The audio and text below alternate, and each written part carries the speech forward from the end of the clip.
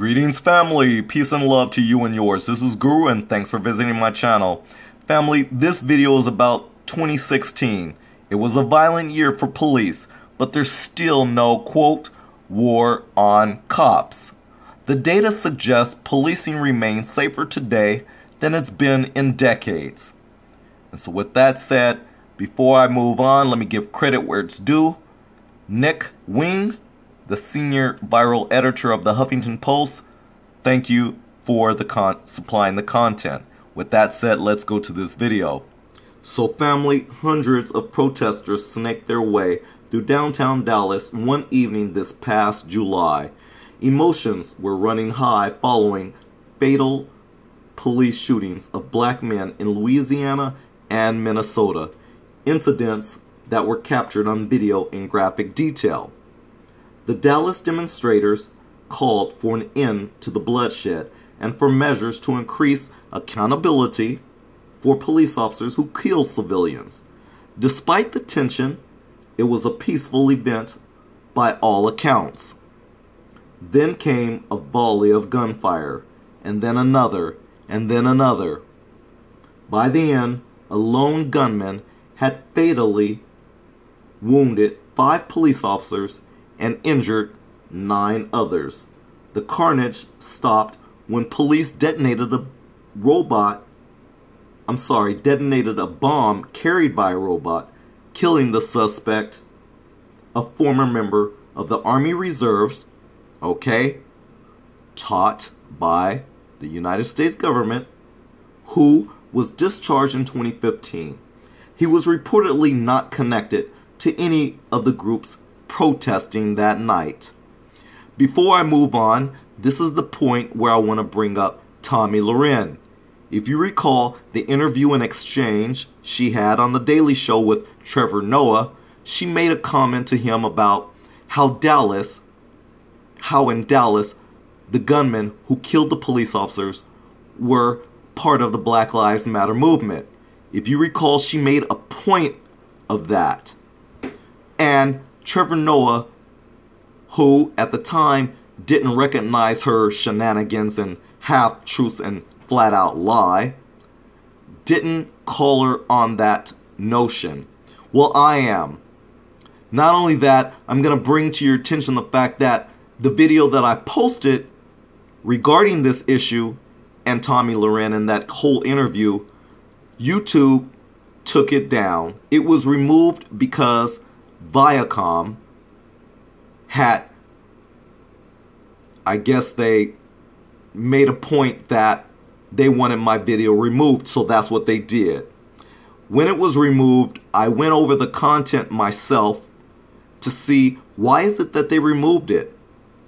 I still to this day can't figure it out, especially when there's other videos still up showing the interview with Tomi Lahren and Trevor Noah, but yet they took mine down.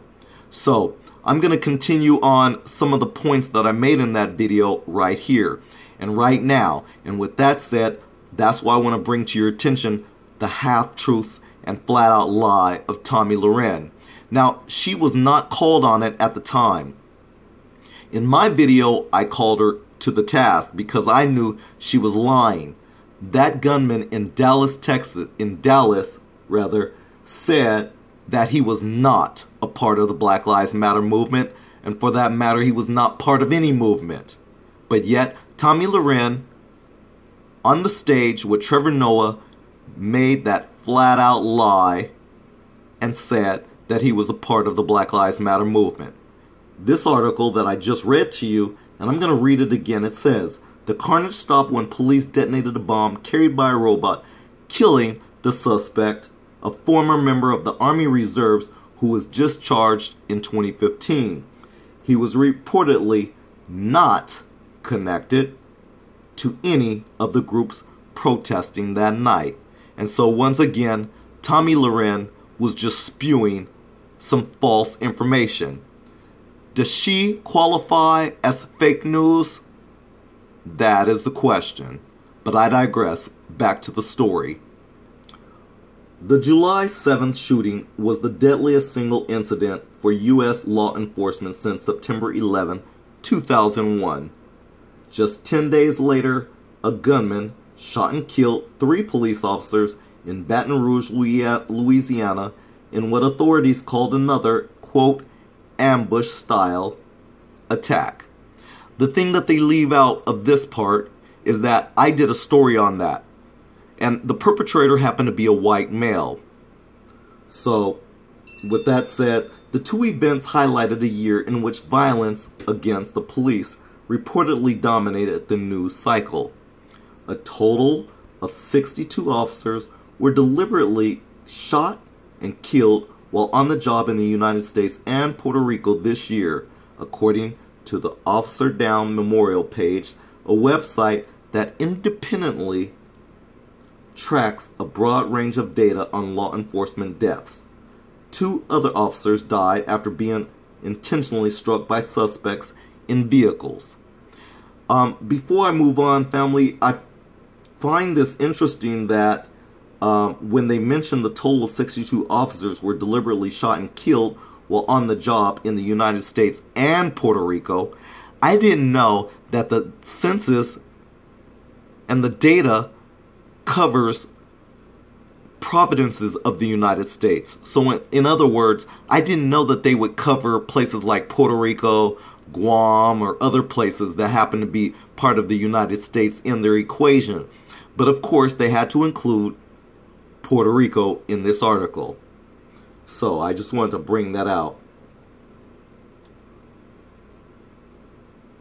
And also on another note, I did a video some months ago, maybe a couple months ago, about the so-called war on cops and how that's just a fallacy.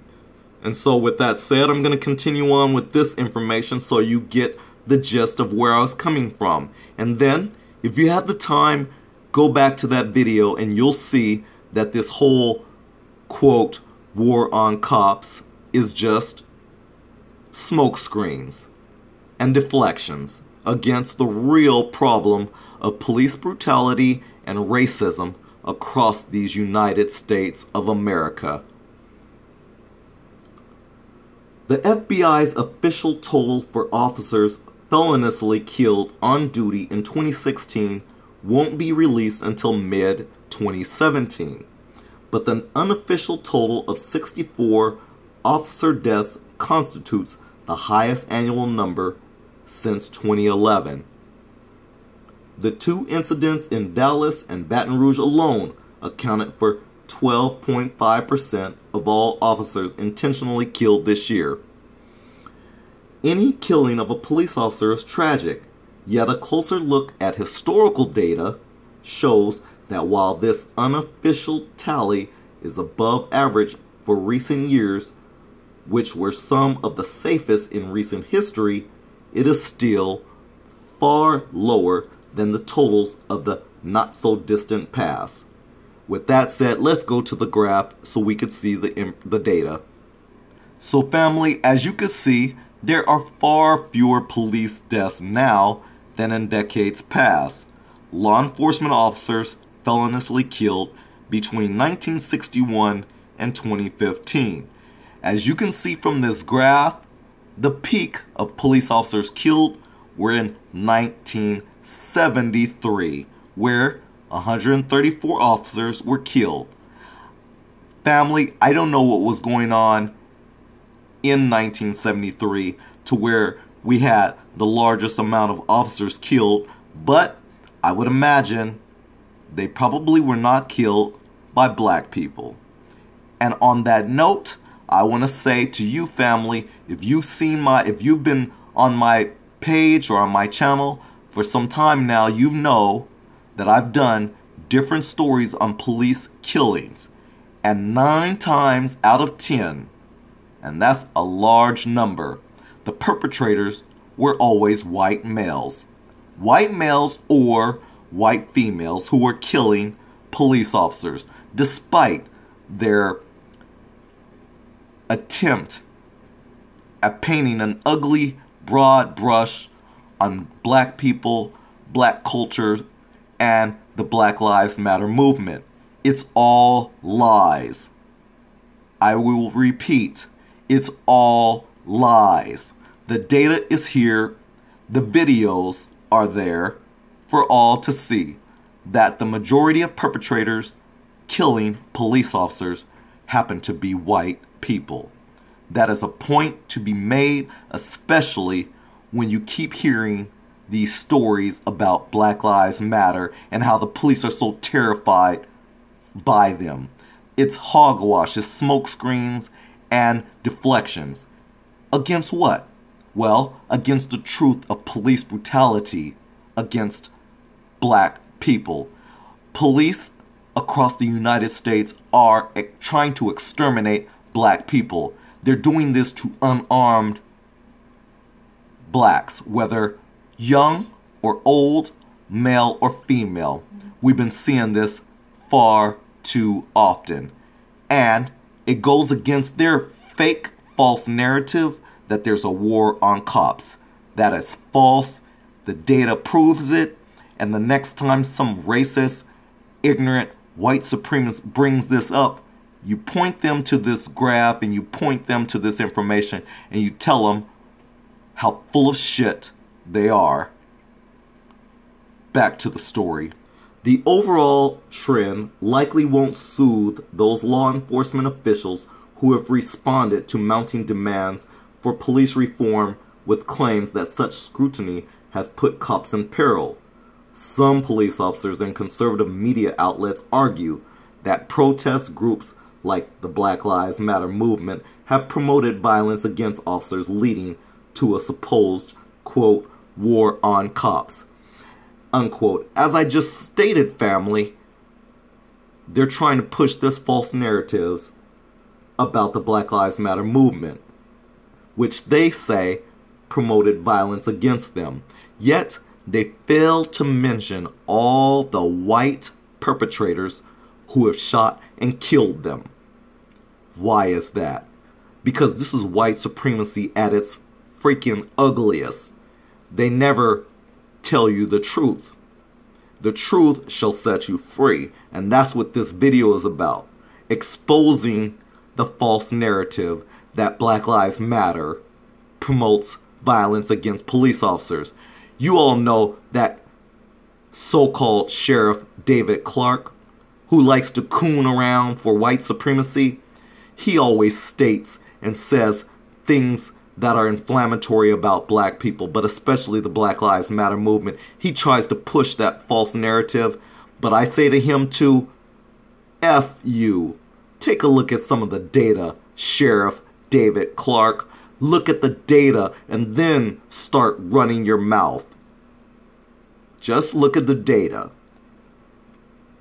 So, quote, this year, we've had more officers killed, particularly by gunfire, and more officers killed in ambush-style attacks, and more cases where more than one officer is killed at the same time, said William J. Johnson, Executive Director of the National Association of Police Organizations.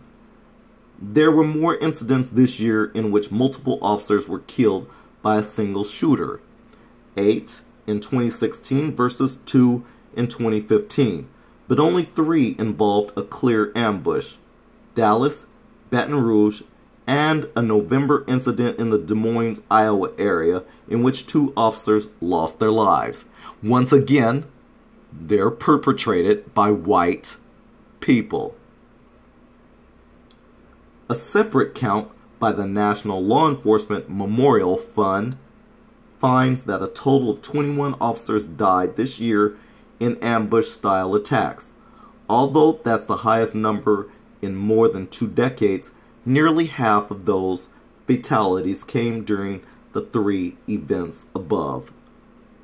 The rest of the fatal shootings in 2016 occurred during routine law enforcement activity, often while officers were serving warrants or responding to domestic disputes or other calls.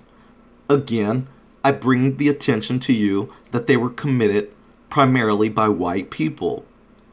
The media and these editors of these articles, news anchors, and so on and so forth that supports white supremacy, they will fail to mention that the majority of police killings were carried out by white people. Why is that? Because they're not about telling you the truth. But I am. So, still, Johnson believes President Barack Obama is in part to blame for what he sees as a chilling of relations between police and the public, and that, Johnson said, has made the job of policing more dangerous. Can you believe these white supremacists? They constantly keep blaming black people. And so in this instance, now they're blaming Barack Obama. One man for the actions of others. This is so despicable. White supremacists, you guys are so pathetic. You're so pathetic. You're desperate at telling your lies. You're desperate at it. And it's failing because people know the truth and you can't hide it. So, quote, we're hopeful that with the new administration, they'll be helpful in quelling this rising tide of violence against police, he said. What rising tide? Didn't you just hear the stats? Didn't you just hear the data? And then you have people like, what's his name? Johnson. Let me go back to this guy's name. His name is William J. Johnson, the executive director of the National Association of Police Organizations. No wonder why he says what he says. He needs to keep his job, but he's lying too. Johnson goes on to say, President-elect Donald Trump, who regularly jabbed at the Black Lives Matter movement during his campaign, has been an outspoken supporter of law and order. He's also repeatedly pushed the narrative that the police are under siege. The Fraternal Order of Police, the nation's largest union of rank-and-file officers, endorsed Trump earlier this year. With good reason, because they think that Donald Trump will, well, veil the truth of police brutality, will cover up police brutality, will excuse police brutality, and will condone police brutality as long as it's against people of color. That's the message that I get out of this. But I digress. I'm going to continue. Some supporters of police reform argue that police officials are not painting an honest picture of the data. They suggest that the law enforcement community is seeking instead to win the public relations battle and push back against the current momentum for reform. That's exactly what they're doing. Instead of being accountable and responsible for the actions of these rogue so-called peace officers, because they are not peace officers at all, but because they want to cover up their wrongdoings, they're hoping that President-elect Donald Trump sides with them and quells the truth and prevents them from reform. Well, that's not going to happen. Police reform must take place. And that means getting rid of all the police officers if they're all foul, because I've yet to see or hear of a good police officer who has stepped forward and said enough is enough. That